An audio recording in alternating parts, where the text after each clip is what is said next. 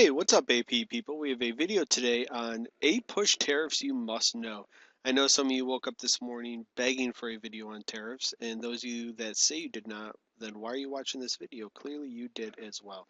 So I'm going to walk you through all the tariffs that you need to know for your APUSH exam.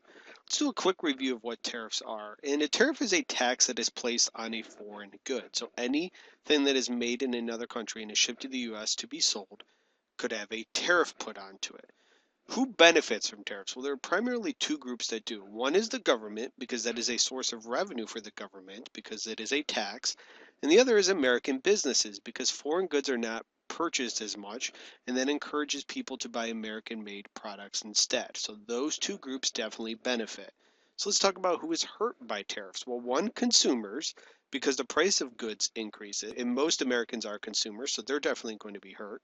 And the South and West are going to be hurt in particular, mostly because they are not producers. That's where all the consumers are. Think about the South and the West in the 1800s.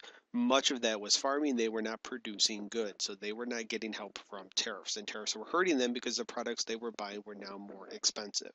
Okay, the Tariff of 1816 is a very important tariff, and this is the first tariff in U.S. history that was designed to protect industries, not just to raise revenue. So this is an example of a protective tariff, or a tariff that is designed to assist and help American industries. This is part of Henry Clay's American system. There's good old Henry there, and I say old literally.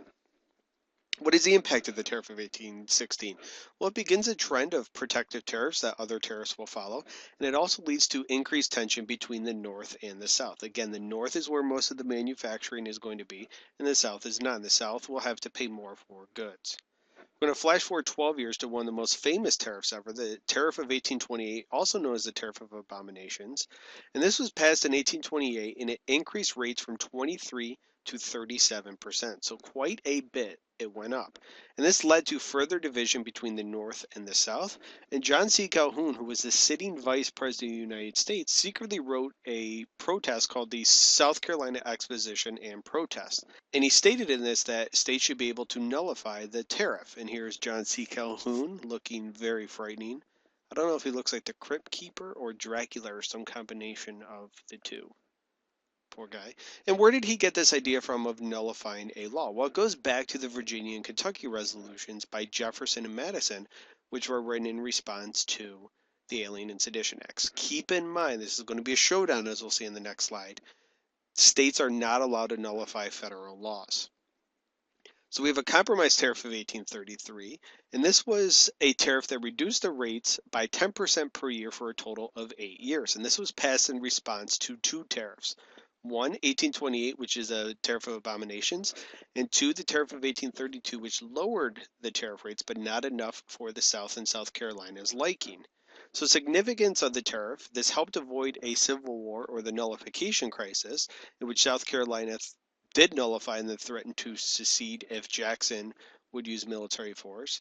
This compromise tariff allowed both South Carolina and Andrew Jackson to save face. Andrew Jackson, in response, passed a force bill which said that in the future the military can collect the tariffs. And South Carolina was okay with this because it would reduce the tariff rates over time. And Henry Clay came in and saved the day, since he is credited with being the author of the compromise tariff of 1833. Skipping ahead about 57 years to the McKinley Tariff, this tariff increased rates on sugar, and it's going to be very important for Hawaii because Hawaii was a large sugar producer.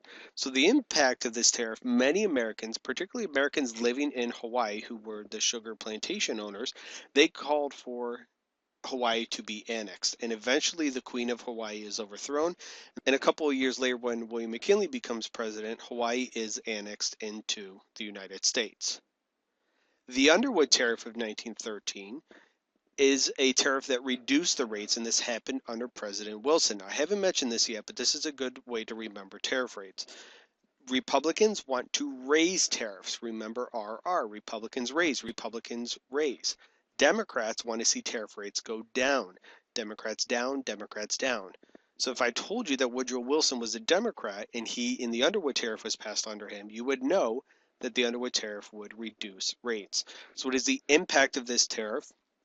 Coincides with something else that happens in U.S. history, and that's the government would need revenue from somewhere else, so they begin taxing personal income, and that's part of the 16th Amendment as well.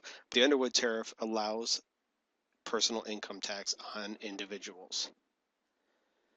In 1930, we have the Hawley-Smoot Tariff, which is a tariff that is passed after the Great Depression begins, and it is one of the highest rates in U.S. history. And the impact of the tariff is it's so high that it discourages international trade. So we have a couple pictures here. One, here's the United States, and it's in this fortress, and here are all these other countries trying to trade their goods. They cannot get in because the tariff rates are so high. They would not be in their interest to sell goods. And looking at this chart from 1929 to 1933, you could see that the amount of trade decreases with the rest of the world. This inadvertently helps make the depression worse. That was not the goal, but that's one aspect of it. And then this also led other countries to increase their tariff rates. So the U.S. was kind of hurt in foreign countries as well as a response to this. It is the North American Free Trade Agreement, or NAFTA, and this is passed in 1993 under Bill Clinton, who was a Democrat. So what will Bill Clinton want to see happen to tariff rates? Hopefully you said he'd want to see them go down. And here's the symbol of NAFTA. We have the United States, Mexican, and Canadian flags here, and these are the three countries that are participating in it. And this eliminated tariffs for products that were made in North America that stay in North America.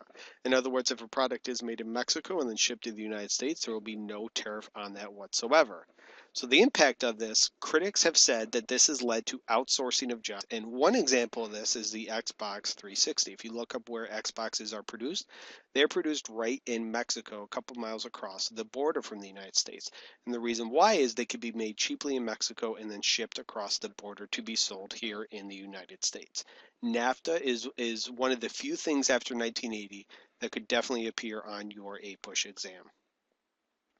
All right, thanks for watching this video on tariffs. If you have not already, take a moment to subscribe to my channel. Please help me spread the word. Put this on Facebook, Twitter. If you have questions or comments, feel free to leave them in the comments, and let Henry Clay here know what your favorite tariff is.